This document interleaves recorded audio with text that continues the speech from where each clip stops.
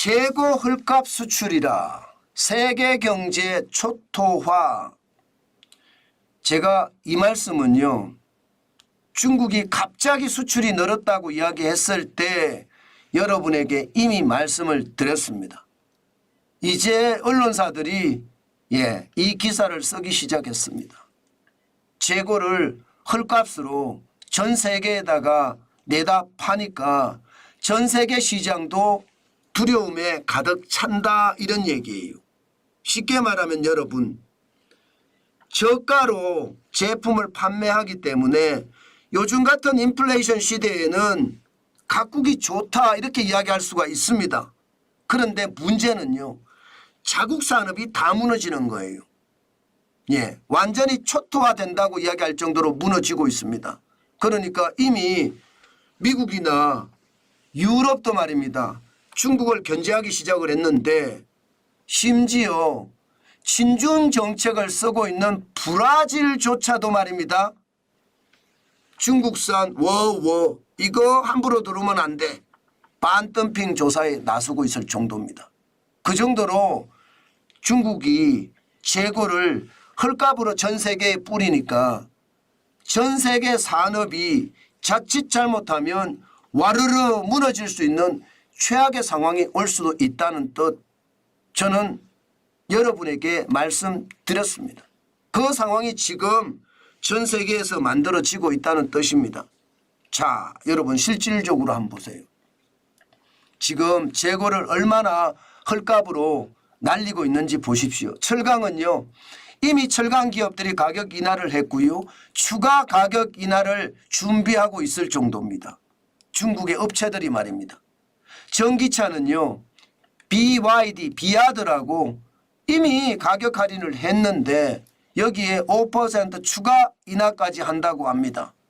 배터리 업체 CATL은요, 세계 평균가의 56%로 공급하고 있습니다. 미쳤죠? 세계 평균가의 56%면 진짜 미쳤다고 저는 생각할 수 있을 것 같습니다. 석유화학은요, 동남아에 저가 수출을 해서 초토화를 시켜놨고요, 유통에서는 알리, 테무, 초저가 공세가 지금 전 세계를 피를 말리고 있습니다. 소비자들은 좋다고 하지만 기업들은요, 최악의 선택으로 가는 거거든요.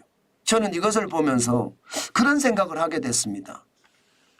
야, 디플레이션도 수출을 하는구나. 디플레이션이라는 게 여러분, 저성장 저물가를 디플레이션이라고 하잖아요. 경기 침체가 본격화되는 것을 말합니다.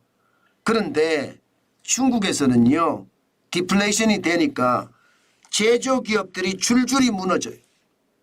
그러니까 무너지지 않게끔, 제조기업이 무너지지 않게끔 말입니다, 제품을 가져다가 원가만 받고라도 세계 시장인데 마구마구 뿌립니다. 그러면 중국에는 원가를 받아서 기업이 살아날지 모르겠지만 전 세계 시장은 원가라는 명목으로 뿌려보니까 소비자들에게는 값싸게 공산품을 구입해서 좋다, 이렇게 이야기할 수 있지만요, 전 세계 제조업은 중국 때문에 고사할 수도 있다는 것, 그게 지금 현실이 점점 돼 간다는 사실입니다. 저는 그게 진짜 무섭다고 봅니다. 사실 그런 적이 한 번 있거든요. 그런 적이 한 번 있습니다. 수출이 굉장히 어려워지니까 중국은 재고를 계속해서 내보내주는 것, 그런 적이 있습니다. 지금 2022년을 보면요, 지금 수출이 10월, 11월, 12월 마이너스 9%, 마이너스 9.9%까지 떨어졌잖아요. 그런데 2023년 1월, 2월에는 마이너스 8.4%, 3월에는 갑자기 10.9%로 올라갔습니다. 이게 이제 가격 할인을 하니까 세계 시장에서 가격 경쟁력이 생기고 수출이 갑자기 늘어났거든요. 그런 것이 지금 2024년 1월, 2월에 수출이 7.1%가 늘어나면서요, 그만큼 재고를 헐값으로 전 세계에다가 뿌리고 있는 것을 지금 보여주고 있다, 그런 이야기입니다. 심각하죠. 저는 이것이 말입니다, 세계 경제에 엄청난 타격을 줄 거라고 봅니다. 지금 당장은요, 각국이 물가가 높기 때문에 중국의 저가 상품 때문에 인플레이션을 잡아주는 효과가 있어서 이게 방치하고 있는 경우도 있을 거예요. 그런데 그 때문에 각국의 제조업이 와르르 무너질 수 있다는 것 반드시 명심해야 합니다. 지금 그렇게 느끼고 있는 쪽이 많다는 뜻이에요. 사실 보세요. 지난 차이나 쇼크가 1차, 2차, 1차가 한번 있었거든요. 1999년에서 2011년까지 중국은요. 저임금을 바탕으로 해서 제조업에서 엄청난 생산을 해서 전 세계에 뿌렸습니다. 바로 이때 1999년부터 중국이 세계의 공장이라는 이야기를 들을 정도로 11년 동안 전 세계에다가 값싼 제품을 뿌렸어요. 그 바람에 미국만 하더라도 일자리가 200만 개가 사라졌습니다. 200만 개. 말이 200만 개죠. 200만 개 정도면요. 몇 개 산업이 무너질 수 있는 숫자입니다. 그 정도로 말입니다. 상황이 굉장히 꼬였다는 거고요. 지금이 2023년부터 시작된 중국의 디플레이션 수출. 쉽게 말하면 재고 수출 말입니다. 재고를 저가로 수출하는 것. 이게 차이나 2차 차이나 쇼크라고 이미 명명이 돼서 시장에서는 움직이고 있는데 이것이 세계 시장에 또 한 번의 큰 쇼크를 만들어내지 않겠느냐. 지금 시장은 그렇게 예상을 하고 있고요. 그것이 말입니다. 이러다가 우리 산업이 다 망하겠다 이렇게 생각을 하니까 당장 움직이기 시작했습니다. 저는 대표적으로 움직인 게 미국이나 유럽연합은 그동안 계속 움직여 왔습니다. 이미 1차 차이나 쇼크 때 봤기 때문에 철강에다가 관세를 미국은 120% 이상 부과를 하면서 방어를 하고 있고요.